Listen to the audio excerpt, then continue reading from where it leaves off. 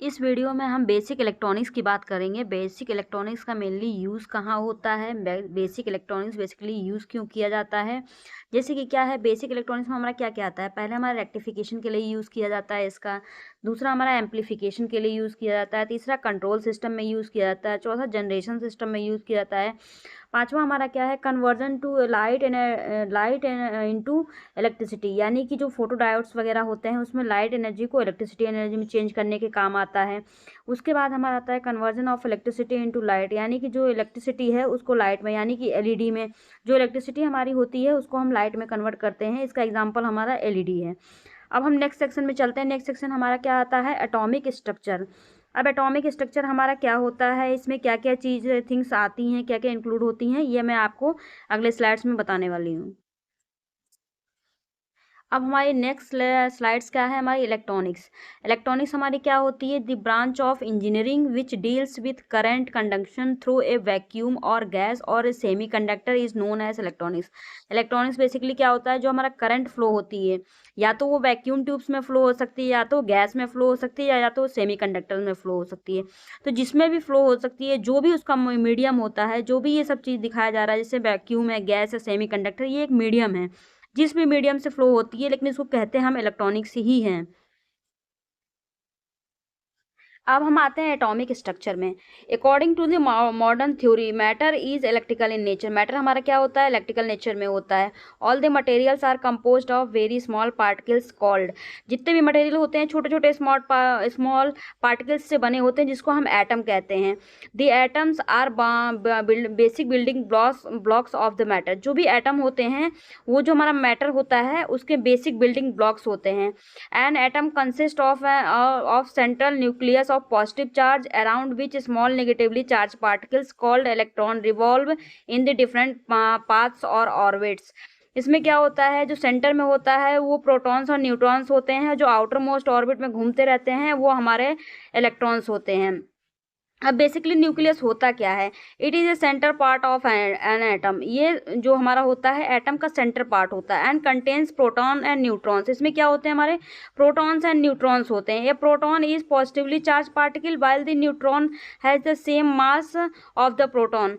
क्या होता है, प्रोटॉन जो हमारा पॉजिटिवली चार्ज होता है, लेकिन न्यूट्रॉन हमारा चार्ज नहीं होता है, लेकिन इसमें जो मास होता है वो प्रोटॉन के बराबर होता है। ठीक है, therefore the nucleus of an atom is positively charge. इसलिए हमारा जो एटम होता है वो बेसिकली हमारा, जब न्यूक्लियर में हमारा कोई चार्ज ही नहीं होता है, तो हमारा जो प्रोटॉन्स होता है उसको मिला के हमारा कंप्लीटली क्या होता है, एटम पॉजिटिवली चार्ज होता है। अब हमारा क्या होता है कि हमारे यहाँ पर एक हम एटॉमिक वेट कंसीडर करते हैं। एटॉमिक वेट एक्चुअली होता क्या है, एटॉमिक वेट क्या होता है, नंबर ऑफ, जो हमारे एटम्स में नंबर ऑफ प्रोटॉन्स होते हैं और नंबर ऑफ इलेक्ट्रॉन न्यूट्रॉन्स होते हैं, number of protons and number of neutrons दोनों का जो सम होता है वही हमारा एटॉमिक वेट होता है। अब हमारा आता है एक्स्ट्रा न्यूक्लियस। एक्स्ट्रा न्यूक्लियस हमारा क्या होता है, जो भी हमारे, it is the outer part of an atom. Atom का जो आउटर पार्ट होता है उसको एक्स्ट्रा न्यूक्लियस बोलते हैं। एंड कंटेन्स इलेक्ट्रॉन्स ओनली, यानी कि जो आउटर मोस्ट ऑर्बिट होती है और वो आउटर मोस्ट ऑर्बिट में जो इलेक्ट्रॉन्स होते हैं, जो उसको वैलेंसी इलेक्ट्रॉन्स बोलते हैं और उसको एक्स्ट्रा न्यूक्लियस बोलते हैं। And electron is a negatively charge particle having negligible mass. और जो हमारा इलेक्ट्रॉन्स होता है वो नेगेटिवली चार्ज होता है और उस पर कोई भी मास नहीं होता है। The charge of an electron, अब चार्ज, जो इलेक्ट्रॉन का चार्ज है, is equal to but opposite to on a proton. जैसे प्रोटॉन का जो चार्ज हो जाए, यानी कि प्लस 1.6 इंटू 10⁻19 हो जाएगा, और इलेक्ट्रॉन पे जो चार्ज होगा वो हो जाएगा -1.6 इंटू 10⁻19। ठीक है, तो इसमें एक फैक्टर और आता है, वो आता है आपका एटॉमिक नंबर। एटॉमिक नंबर क्या होता है, एक्चुअली में एटॉमिक नंबर वो होता है जो नंबर ऑफ प्रोटॉन्स की संख्या हम कंसीडर करें और इलेक्ट्रॉन्स की संख्या हम एक एटम में कंसीडर करें, उसी को हम एटॉमिक नंबर बोलते हैं। ठीक है, यानी कि नंबर ऑफ प्रोटॉन्स और नंबर ऑफ इलेक्ट्रॉन्स दोनों ही आपके सेम होते हैं। ठीक है, अब हमारा अगला आता है number of orbits in an atom is given by. हम कैसे कंसीडर करते हैं किस ऑर्बिट में कितने इलेक्ट्रॉन्स होंगे। ठीक है, तो उसको 2n² से हम कंसीडर करते हैं। अब जो हमारा number of orbits and electron में निकालते हैं उसको हम निकालते हैं 2n² से। ठीक है, तो फर्स्ट ऑर्बिट्स में हमारे कितने इलेक्ट्रॉन होंगे, 2n² हमारा कितने नंबर इलेक्ट्रॉन्स होंगे, 2 इलेक्ट्रॉन्स होंगे। इसी तरह 2 इंटू सेकेंड ऑर्बिट में 2 के स्क्वायर कितना हो जाएगा हमारा, 8 इलेक्ट्रॉन्स होंगे। इसी तरह थर्ड ऑर्बिट में हमारे कितने होंगे, 2 इंटू 3 का स्क्वायर तो कितना हो जाएगा, 18 होगा। तो इसी तरह सिमिलरली जो हम है नंबर ऑफ इलेक्ट्रॉन्स जो है कितने फर्स्ट सेकेंड थर्ड ऑर्बिट में कितने होंगे, इस तरह हम नंबर ऑफ इलेक्ट्रॉन्स को निकाल सकते हैं। तो ये हमारा एक सीक्वेंस चलता है लाइक वाइज, पहले में 2 होंगे, दूसरे में 8 होंगे इलेक्ट्रॉन्स, तीसरी ऑर्बिट में 18 होंगे, चौथी ऑर्बिट में 32 होंगे। तो ये हमारा सीक्वेंस जो है चलता रहता है, इसी तरह हमारा सीक्वेंस ये आगे बढ़ता रहेगा। अब हम आते हैं इसके नेक्स्ट सेक्शन में, वो हमारा है structure of elements. Structure of elements क्या होता है हमारा, atomic weight of A copper. Copper का एटॉमिक वेट पहले कितना होता है, हम एटॉमिक वेट निकालेंगे, किसका निकालेंगे, हम कॉपर का निकालेंगे। तो कॉपर का इलेक्ट्रॉनिक्स वेट हमारा कितना होता है, 64 होता है। इसी तरह नंबर ऑफ न्यूट्रॉन्स कितने हो जाएंगे, जैसे कि मैंने आपको बताया है कि नंबर ऑफ न्यूट्रॉन्स निकालेंगे, एटॉमिक वेट निकालते हैं तो दोनों का प्लस कर देते हैं, तो नंबर ऑफ न्यूट्रॉन्स इधर लेते आएंगे, तो 64 में से 29 हमारा माइनस हो जाएगा, हमारा 35 बचेगा। अब 29 क्या है हमारा, 29 atomic number of the copper, जो एटॉमिक नंबर है कॉपर का वो 29 है। तो यहाँ पे 64 में से 29 को माइनस करेंगे, हमारा 35 मिल जाएगा। इसी तरह एटॉमिक नंबर क्या होता है, atomic number, number of protons और नंबर ऑफ इलेक्ट्रॉन्स, ये कितने हैं हमारे, 29 हैं। अब हमारा एक इलेक्ट्रॉन क्या होता है, इसमें हम आएंगे द इलेक्ट्रॉन्स, ठीक है। तो इलेक्ट्रॉन्स पे हमारा चार्ज कितना होता है, E इज इक्वल टू हमारा होता है 1.6 इंटू 10⁻⁻19 कूलॉम, -19 कूलॉम चार्ज होता है, ठीक है। ये इलेक्ट्रॉन पे हमारे चार्ज होता है एक, ठीक है।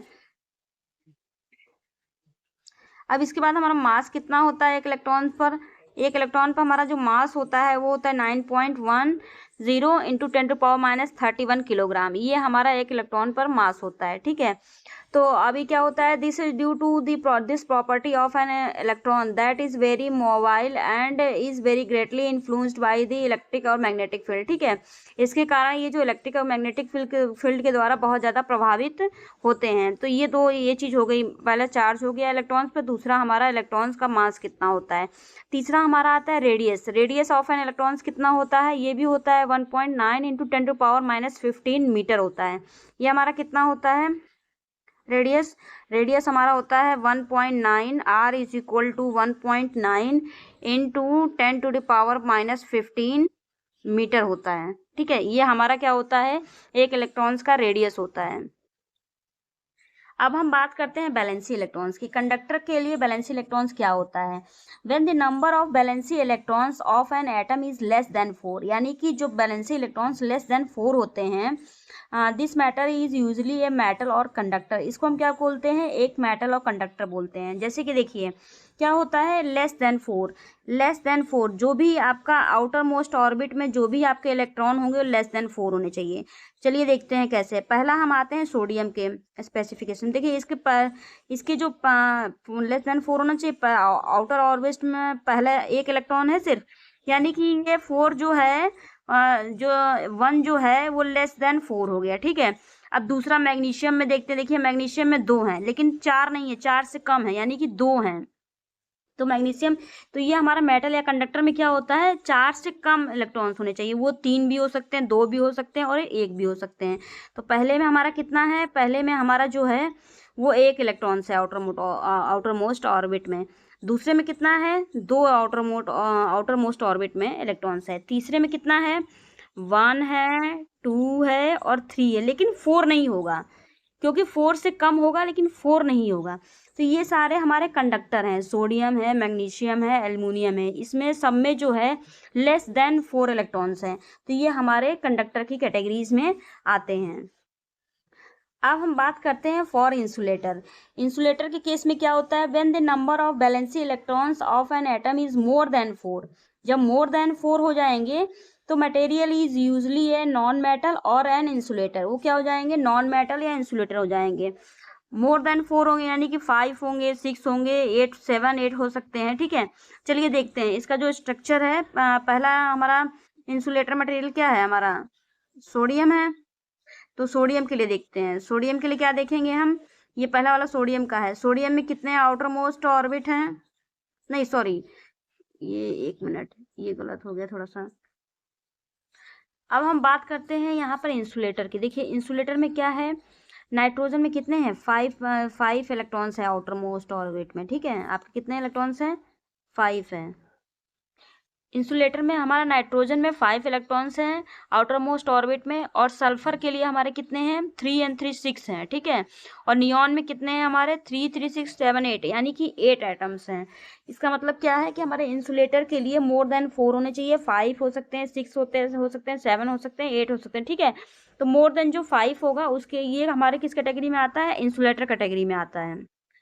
अब हम लास्ट वन कैटेगरी में आते हैं जो कि है सेमी कंडक्टर।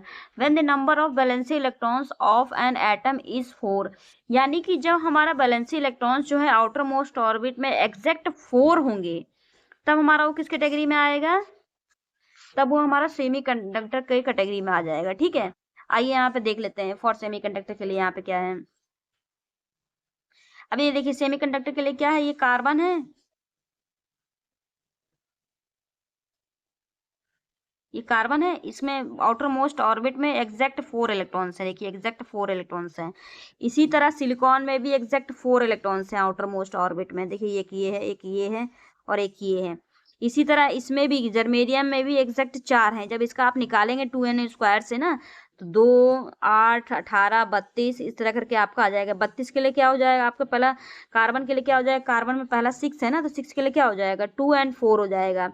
14 के लिए क्या हो जाएगा, 2 8 10 हो जाएगा, फिर लास्ट में क्या बचेगा, 4 बचेगा। इसी तरह इसका भी हो जाएगा, 2 8 10 18 18 कितना हो गया, 28 हो गया, 28 और 4 32 हो जाएगा, ठीक है। तो इस तरह से जो आउटर मोस्ट ऑर्बिट में जो इलेक्ट्रॉन्स होंगे वो एग्जैक्ट 4 होंगे।